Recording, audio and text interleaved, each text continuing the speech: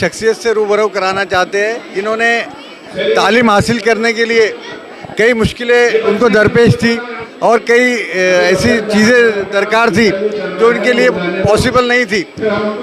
ये इन्होंने कोर्ट का दरवाज़ा खटखटाया, बहुत सारी मेहनतें की, मशक्क़तें की और मैं समझता हूँ कि एक आलमी रिकॉर्ड इन्होंने कायम किया और तमाम जो बच्चे बच्चियों के लिए एक मिसाल कायम की। हम उनसे जानना चाहेंगे कि क्या क्या मुश्किलें दरपेश आई और आपने किस तरह ये सफ़र को अंजाम दिया।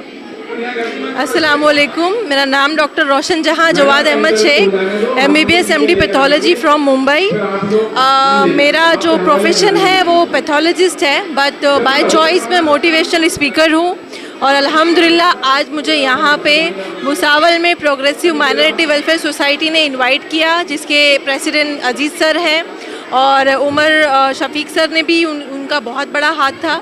मैं पूरी टीम को कॉन्ग्रेचुलेट करना चाहूँगी सबसे पहले कि उन्होंने यहाँ पर बहुत सारे, मुझे इंक्लूडिंग लेकर बहुत सारे लोगों को इनवाइट किया फॉर स्टूडेंट के लिए जो बहुत मशाले राह बने, अच्छी उनकी फ्यूचर की बातें की, उन्होंने एजुकेशन के ऊपर फोकस करने वाली बातें की। और रही बात मेरी जर्नी की, तो एज अ मोटिवेशनल स्पीकर मेरी लाइफ में बहुत सारी चीज़ें अप्स एंड डाउन्स हुई, काफ़ी हर्डल्स आए, बहुत सारे ऑड्स आए, अल्लाह ने आजमाइशें दी। 2008 में जब मैं 11वीं में थी, 16 साल की उम्र में, चलती हुई ट्रेन से मेरे दोनों पैर कट गए। उसके बाद भी मैंने हिम्मत नहीं हारी, अल्लाह की ज़ात पर यकीन रखा और मैंने मेहनत की। मैंने व्हीलचेयर पे एग्ज़ाम दिया, 11th 12th क्लियर किया, उसके बाद CET एग्ज़ाम पास किया बहुत ही अच्छे नंबरों से।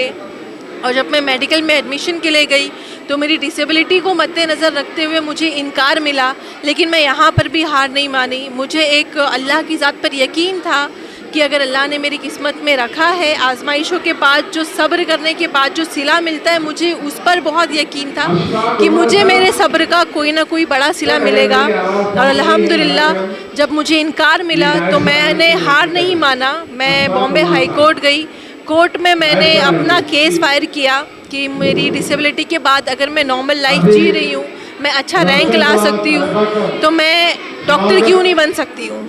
तो इस बात को देखकर मैंने बॉम्बे हाई कोर्ट में अपना केस दायर किया। बॉम्बे हाई कोर्ट में 3 महीने मेरी हियरिंग हुई और उसके बाद एक तारीखी फ़ैसला लिया बॉम्बे हाई कोर्ट में कि कोई 96% डिसेबल्ड लड़की को मेडिकल में एडमिशन मिला। और 2011 में मुझे बॉम्बे हाई कोर्ट का जो जजमेंट था वो मेरे फेवर में आया और उसकी बिना पर मुझे इंडिया के प्रेस्टीजियस कॉलेज में एडमिशन मिला, SGS medical college in KEM hospital. वो 5.5 साल मैंने MBBS के दिए, बहुत सारी तकलीफ़ें आई, फाइनेंशियली भी आई और फिज़िकली भी आई, लेकिन एक अहद किया था खुद से कि MBBS कर लोगों को दिखाना है कि डिसेबिलिटी के बाद जब डिसेबल बंदा फैमिली पे बोझ नहीं होता है, वो बेड रिडन नहीं रह सकता, सोसाइटी पर बोझ नहीं होता। तो वो सोच को चेंज करना था और उसी के लिए मैंने जद्दोजहद की, कोशिश की, मेहनत की, अल्लाह से दुआएं मांगी और 2016 में मैंने MBBS फर्स्ट क्लास से पास किया। और अल्हम्दुलिल्लाह से MBBS के बाद ऐसा था कि मेरी जर्नी यहाँ तक नहीं रखनी है, मुझे MD भी करनी है, हाईएस्ट डिग्री करनी है। उसके लिए मैंने नीट एग्ज़ाम दिया, PG एग्ज़ाम, और 3rd रैंक लिया all over Maharashtra PH quota में। बट उसके बाद भी ये मुश्किलें कम नहीं हुई, मेडिकल लॉ की वजह से मुझे फिर से डिनाई मिला। लेकिन इस बार मेरे पास वक्त कम था, बॉम्बे हाई कोर्ट जाने का टाइम नहीं था, 2 दिन था।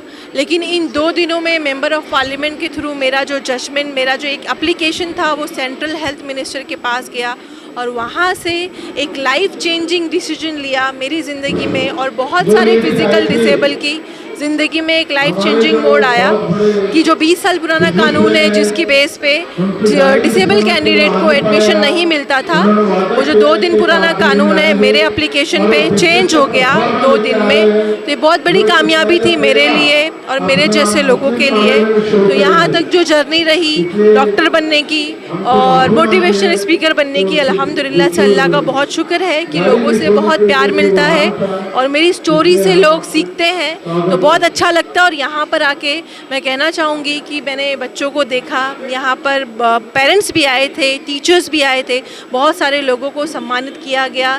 लड़कियों की तादाद ज़्यादा थी जिसको देखकर खुशी हुई, बट कहीं ना कहीं मैं चाहूँगी कि हमारे जो कम्युनिटी से जो लड़के हैं वो बहुत पीछे मैंने ऑब्ज़र्व किया कि 10-12 के जो टॉपर्स का जब सिलसिला शुरू हुआ इनामात देने का, तो लड़कियां काफ़ी तादाद में थी, 80% लड़की थी और कम सिर्फ 10 या 20% लड़कों की तादाद थी। तो डिसअपॉइंटमेंट हुई, लेकिन मायूस नहीं हूँ मैं। ये जो प्रोग्राम है, शायद अल्लाह इसकी मदद से हमारे पेरेंट्स के जहनों में वो बात लाए, एक चेंज हो सोसाइटी में हमारी कम्युनिटी के लड़कों को लेकर कि अगर लड़कियां इतनी पढ़ाई लिखाई में आगे आ रही हैं, इतनी तवज्जो से इतने अच्छे मार्क्स ला रही हैं, तो लड़कों को भी उतनी ही मेहनत करनी चाहिए, एक बराबरी का मयार होना चाहिए और पेरेंट्स को भी वो बात समझनी चाहिए कि जो एक्स्ट्रा छूट हम लड़कों को देते हैं उस वजह से लड़के पढ़ाई नहीं कर पाते, वो कहीं ना कहीं आगे तालीम में पीछे रह जाते हैं। तो यहाँ पे जो एक छोटी सी कोशिश ये प्रोग्राम करके दी गई है, अल्लाह से मैं दुआ करूँगी